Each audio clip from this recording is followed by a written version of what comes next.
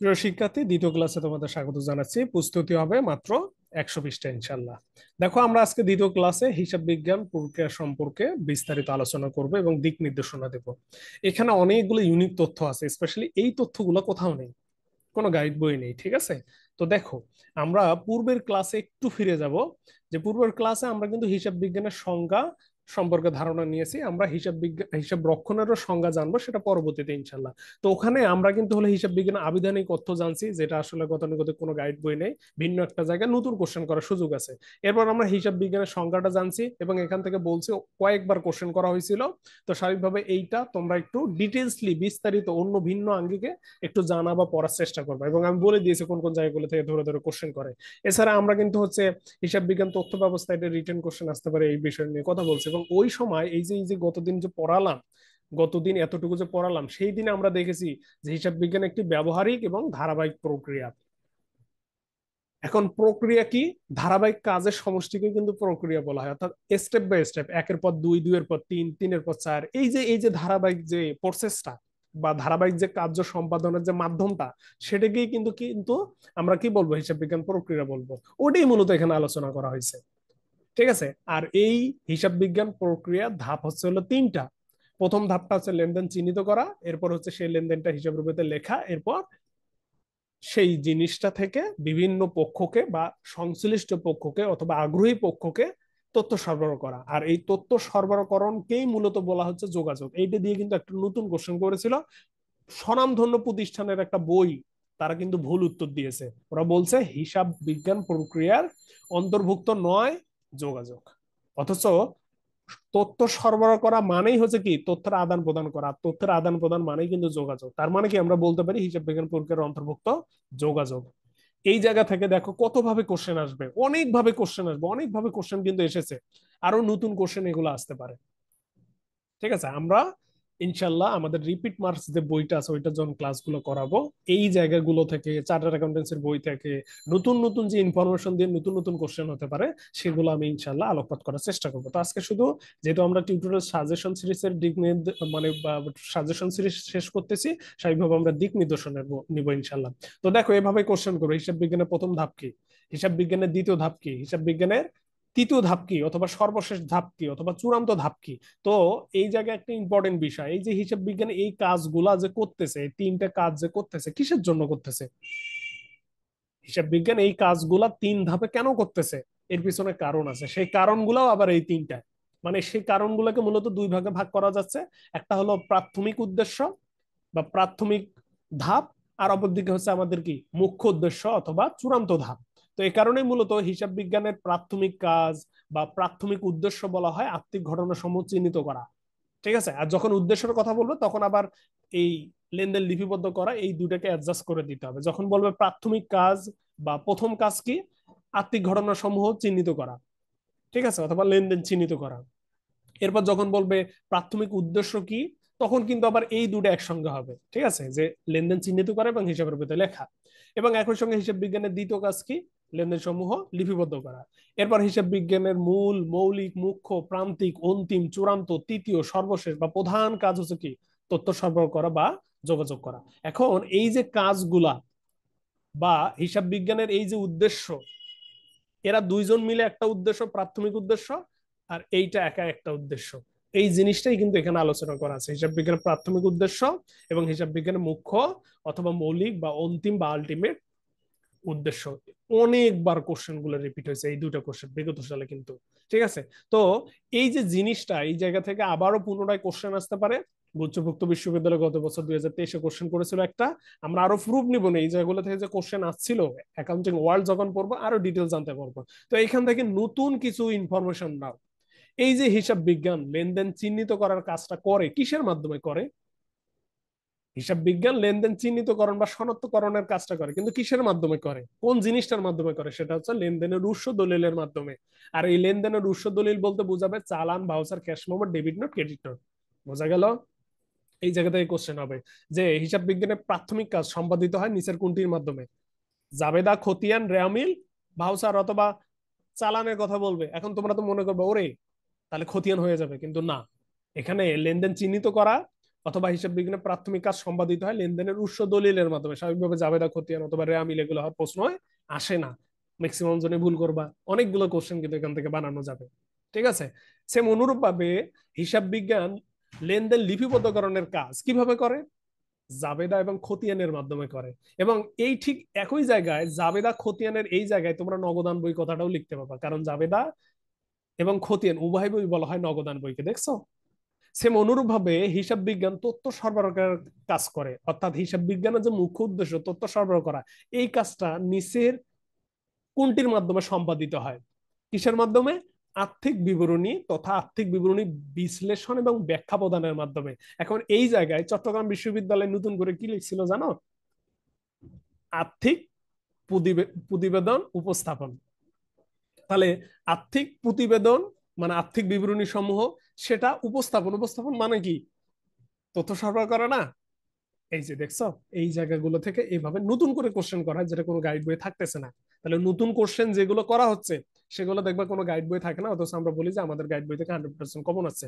তো অমর নতুন কোশ্চেন গুলো আমাদের টিউটোরিয়াল বইয়ের মাত্র 120টা কিন্তু আমরা সংযোজন করছি। তো এই জায়গাটা সর্বোচ্চ গুরুত্ব দিবা। আমি জাস্ট দিক নির্দেশনা দিলাম, বাকিটা তোমাদের উপর। আমরা পরবর্তী স্টেপে আসি। তো হিসাব বিজ্ঞান প্রক্রিয়া দেখলাম, আমাদের ধাপ দেখলাম হলো 3টা, সবাই এগুলো পড়াবে। এক্সট্রা ইনফরমেশন গুলো একটু গুরুত্ব সহকারে নিও। এবং এখানে তো বলেই দিলাম যে এই যে তথ্য সরবরাহ করা বা যোগাযোগকরণ, এটা করা হয় মূলত আর্থিক প্রতিবেদন তৈরি করার মাধ্যমে, আর্থিক প্রতিবেদন ব্যাখ্যা বিশ্লেষণের মাধ্যমে, আর্থিক প্রতিবেদন উপস্থাপনার মাধ্যমে, আর্থিক প্রতিবেদন প্রকাশ করার মাধ্যমে। ঠিক আছে, আচ্ছা। তো ওই যে 3টা ধাপ, ওই 3টা ধাপের প্রথম 2টা ধাপকে প্রাথমিক উদ্দেশ্য বলবো, আর শেষের ধাপটাকে আমরা চূড়ান্ত উদ্দেশ্য বলবো বা চূড়ান্ত কাজ হিসেবে আখ্যায়িত করব। আশা করি তোমরা বুঝতে পারছো। এবার আসো, আমাদের এই যে লিপিবদ্ধকরণের কাজটা আছে না, এই লিপিবদ্ধকরণ মূলত সিপিইউ এর মতো, কম্পিউটারের সিপিইউ এর মতো প্রসেসিং করে। তো হিসাব বিজ্ঞানের প্রসেসিং পার্ট বলা হয় কোনটিকে? এটা কিন্তু একটা নতুন কোশ্চেন হতে পারে।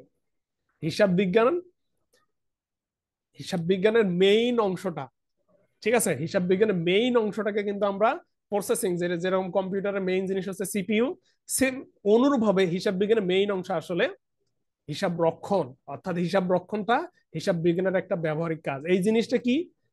অর্থের মূল্যে পরিমাপযোগ্য ঘটনা সমূহকে সময় ক্রমিক বিন্যাসে সুবিন্যস্ত ধারাবাহিকভাবে সংরক্ষণ করাকে কি বলবো? লিপিবদ্ধকরণ। লিপিবদ্ধকরণের আরেক নাম হলো হিসাব ভুক্তকরণ, ওর আর একটা নাম হলো হিসাব রক্ষণ, এবং এই সেম জিনিসটাকে আমরা জাবেদাভুক্তকরণ বলবো। দেখছো, এই জায়গা থেকে কিন্তু কোশ্চেন আসার চান্স আছে। এবং এই যে দেখো 22-23 সালে কিন্তু আসছিল, এবং আমাদের অধিভুক্ত 21-22-এও কিন্তু আসছিল। তো এই জায়গা থেকে নতুন করে কোশ্চেন করার সুযোগ আছে। যেমন হিসাব বিজ্ঞানের প্রধান উদ্দেশ্য বা হিসাব বিজ্ঞানের প্রধান কাজ আমরা দেখলাম লেনদেন চিহ্নিত করা, তাহলে হিসাব রক্ষণের প্রধান কাজ কি? লেনদেন বিশ্লেষণ করা। এরপর হিসাব বিজ্ঞানের দ্বিতীয় কাজ কি? লেনদেন লিপিবদ্ধ করা। কিন্তু হিসাব রক্ষণের বা লিপিবদ্ধকরণের দ্বিতীয় ধাপ হচ্ছে লেনদেন সমূহ জাবেদাভুক্ত করা। বেসিক্যালি লিপিবদ্ধকরণ, যেটা আমরা হিসাব বিজ্ঞান প্রক্রিয়ার দ্বিতীয় ধাপ বলি, সেটাই মূলত জাবেদাভুক্তকরণকেই বোঝানো হয়। ঠিক আছে, অর্থাৎ আমি যদি তোমাদের বলি যে হিসাব বিজ্ঞান প্রক্রিয়ার মূল বিষয়বস্তু কি, মূল বিষয়বস্তু কিন্তু হচ্ছে লেনদেনটা লিপিবদ্ধ করা এবং সংশ্লিষ্ট পক্ষকে তথ্য সরবরাহ করা। প্রাথমিক উদ্দেশ্য এই দুটো ঠিক আছে, কিন্তু মূল বিষয়বস্তু আসলে এই জায়গাটা লেনদেন লিপিবদ্ধ করতে হবে। এবং এখানে আমরা পাকাপাকি ভাবে লিপিবদ্ধ করি। লিপিবদ্ধ করলে তারপর তো আমরা তথ্য সরবরাহ করতে পারবো। আর এই লিপিবদ্ধকরণের ভিতরে মূল প্রতিপাদ্য বিষয় হচ্ছে জাবেদাভুক্ত করা। সেম অনুরূপভাবে লেনদেন বিশ্লেষণ। লেনদেন বিশ্লেষণ বলতে 3 ধরনের বিশ্লেষণকে বোঝায়, আর এই বিশ্লেষণের মধ্যে সবচেয়ে গুরুত্বপূর্ণ বিশ্লেষণ হচ্ছে ডেবিট ক্রেডিট নির্ণয় করা। তাহলে লেনদেন বিশ্লেষণ বলতে কাকে বোঝাবে? ডেবিট ক্রেডিট বিশ্লেষণকে বোঝাবে। ঠিক আছে, আমরা অ্যাকাউন্টিং ওয়ার্ল্ডে আরো ডিটেলস পড়বো ইনশাআল্লাহ। তো লেনদেন লিপিবদ্ধকরণ, এটাকে মূলত হিসাব রক্ষণ বলা হবে, এটাকে হিসাবভুক্তকরণ বলা হবে, এটাকে লিপিবদ্ধকরণ বলতে হবে। ঠিক আছে, এরপর আমাদের হিসাব রক্ষণ প্রক্রিয়ার সর্বশেষ কাজ বা তৃতীয় ধাপ হচ্ছে খতিয়ানভুক্তকরণ অথবা শ্রেণীবিন্যাসকরণ। এই যে 3টা ধাপ, এই যে 3টা প্রসেসের অংশ, এগুলোকেই মূলত বলা হচ্ছে লিপিবদ্ধকরণ প্রক্রিয়ার ধাপ বা অংশ বা কাজ। তাহলে অনুরূপভাবে আমরা এখানে হিসাব বিজ্ঞান প্রক্রিয়াও পাইলাম, লিপিবদ্ধকরণ করার প্রক্রিয়া পাইলাম। এই যে আমাদের হচ্ছে লেনদেন সরি, হিসাব বিজ্ঞানের যে ধাপ তিনটা, আত্মিক ঘটনা চিহ্নিত করা, লিপিবদ্ধ করা, তথ্য সরবরাহ করা, যোগাযোগ করা, এইটা যে ক্রম আছে না, যেমন লেনদেন চিহ্নিত করা, লিপিবদ্ধ করা, তথ্য সরবরাহ করা বা যোগাযোগ করা, এই যে ক্রমটা আছে না, সেম অনুরূপভাবে দেখো লেনদেন বিশ্লেষণ, জাবেদাভুক্তকরণ, খতিয়ানভুক্তকরণ, এইটাও কিন্তু একটা হিসাব বিজ্ঞানের একটা কি সঠিক ক্রম আছে। তাহলে এইখানে দেখো ঢাকা অধিভুক্ত 7 কলেজ কিন্তু কোশ্চেন করেছিল নিচের কোনটি হিসাব রক্ষণের সঠিক ক্রম, লেনদেন বিশ্লেষণ, জাবেদাভুক্তকরণ, খতিয়ানভুক্তকরণ। এখন পর্যন্ত কিন্তু কোশ্চেন আসেনি নিচের কোনটি হিসাব বিজ্ঞানের সঠিক ক্রম। তাহলে হিসাব বিজ্ঞানের সঠিক ক্রম কি হবে? লেনদেন চিহ্নিত করা, লিপিবদ্ধ করা, যোগাযোগ করা অথবা তথ্য সরবরাহ করা। তো এই কোশ্চেনটা যেহেতু তোমরা পড়বা, ওই কোশ্চেনটা যেহেতু কোথাও তৈরি করে দেওয়া নাই, যখন ওই কোশ্চেনটা করবে তোমরা ম্যাক্সিমাম জনে ভুল করবা।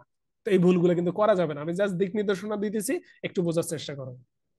তো আশা করবো তোমরা এই জায়গা থেকে বুঝতে পারলা যে আমাদের হিসাব বিজ্ঞান প্রক্রিয়ার আসলে কি কি জানতে হবে বা এর ধাপগুলো কি কি, একটু বসে নিজের মাথায় নিতে হবে।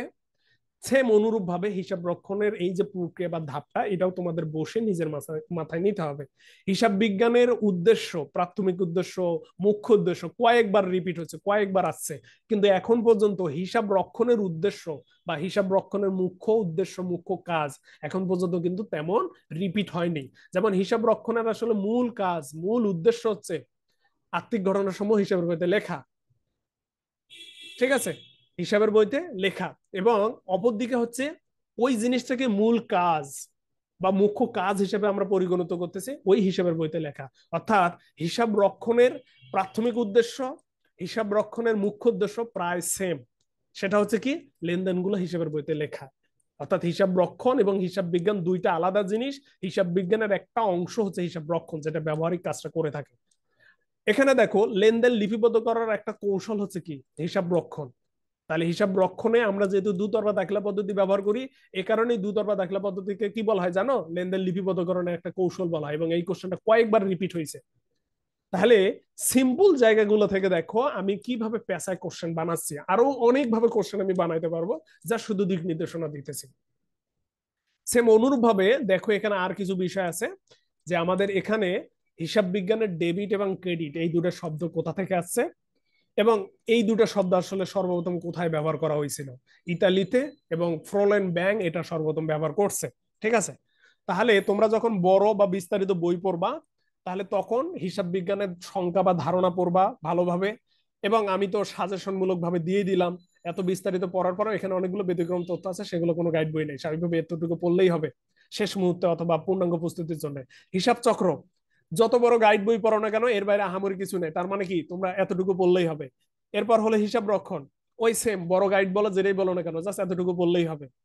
এরপর এখানে দেখো হিসাব হিসাব রক্ষণ সম্পর্কে গুরুত্বপূর্ণ তথ্য আছে, হ্যাঁ এই এতটুকু পড়লেই হবে। এখন হিসাব বিজ্ঞান এবং হিসাব রক্ষণ নিয়ে আরেকটা চার্ট আছে, সেটা আমরা পরে পড়বো, ওইখানে নতুন তথ্য আছে যেটা আবার কোনো গাইড বই নাই। আমরা ওখানে হিসাব বিজ্ঞান এবং হিসাব রক্ষণ ব্যাখ্যা বিশ্লেষণ করবো ইনশাল্লাহ। তো যাই হোক না কেন, এখানে আরেকটা টপিকস আছে, সেটা হচ্ছে হিসাব বিজ্ঞানের প্রধান শাখা। হিসাব বিজ্ঞানের মূলত মূল শাখা হলো দুইটা, একটা হলো আর্থিক হিসাব বিজ্ঞান আর একটা হলো ব্যবস্থাপকীয় হিসাব বিজ্ঞান। আর এদের মধ্যে সেতু বন্ধনকারী আরেকটা শাখা আছে, সেটা হলো উৎপাদন ব্যয় হিসাব বিজ্ঞান। অর্থাৎ হিসাব বিজ্ঞানের এখন মূল শাখা হিসেবে কাজ করতেছে তিনটা শাখা। অনেকেই বলে হিসাব বিজ্ঞানের প্রধান শাখা হলো দুইটা, কিন্তু অনেকেই বলে হিসাব বিজ্ঞানের প্রধান শাখা হলো তিনটা। এখন এই জায়গা থেকে মাত্র দুইটা কোশ্চেন করেছিল বিগত বছরগুলোতে, দুই থেকে সম্ভবত তিনটা হবে, আমরা অ্যাকাউন্টিং ওয়ার্ল্ড যখন পড়বো তখন বিস্তারিত জানবো। তো এই যে শাখা, এতটুকু জানলেই হবে। এর বাইরে যদি আসলে কোশ্চেন করে কোনো গাইড বই আবার ওই তথ্যগুলো নেই। যেমন আর্থিক হিসাব বিজ্ঞান, এইটা কি? আর্থিক হিসাব বিজ্ঞান বলতে মূলত এই অংশটাকে বোঝায়। তাহলে যে হিসাব বিজ্ঞান লেনদেন চিহ্নিত করে এবং হিসাবের বইতে লেনদেন লিপিবদ্ধ করে এবং সংশ্লিষ্ট পক্ষকে তথ্য সরবরাহ করার কাজ করে, তাকে আমরা কি বলবো? আর্থিক হিসাব বিজ্ঞান বলবো। এরপর ব্যবস্থাপক হিসাব বিজ্ঞান, যে হিসাব বিজ্ঞান আর্থিক হিসাব বিজ্ঞানের সর্বকৃত তথ্য থেকে ব্যবস্থাপনার কার্যক্রম পরিচালনা করে, তাকে আমরা কি বলবো? ব্যবস্থাপক হিসাব বিজ্ঞান বলবো। তাহলে ব্যবস্থাপক হিসাব বিজ্ঞান মূলত সিদ্ধান্ত গ্রহণের সঙ্গে জড়িত। এরপর উৎপাদন ব্যয় হিসাব বিজ্ঞান আছে, যে হিসাব বিজ্ঞান ব্যয় নির্ধারণ এবং ব্যয় নিয়ন্ত্রণের সঙ্গে জড়িত, তাকে আমরা কি বলবো? উৎপাদন ব্যয় হিসাব বিজ্ঞান বলবো। তাহলে এই যে আর্থিক হিসাব বিজ্ঞান আছে না, আর্থিক হিসাব বিজ্ঞান মূলত তথ্য সরবরাহ কাজ করে, ব্যবস্থাপক হিসাব বিজ্ঞান মূলত কি করে? সিদ্ধান্ত গ্রহণের কাজ করে, এবং উৎপাদন ব্যয় হিসাব বিজ্ঞান মূলত ব্যয় নির্ধারণ এবং ব্যয় নিয়ন্ত্রণের কাজ করে। এর বাইরেও আরো কিছু ইনফরমেশন আছে যেগুলো থেকে কোশ্চেন গুলো আবার পারবা না, তো ওগুলা লাগে না, ওগুলো আসে না। আমরা যখন অ্যাকাউন্টিং ওয়ার্ল্ড পড়বো ইনশাল্লাহ তখন এই বিষয়টা আলোচনা করবো। তো আজকে পর্যন্তই, তৃতীয় ক্লাসের জন্য তোমাদের স্বাগত জানাচ্ছি। আল্লাহ হাফিজ।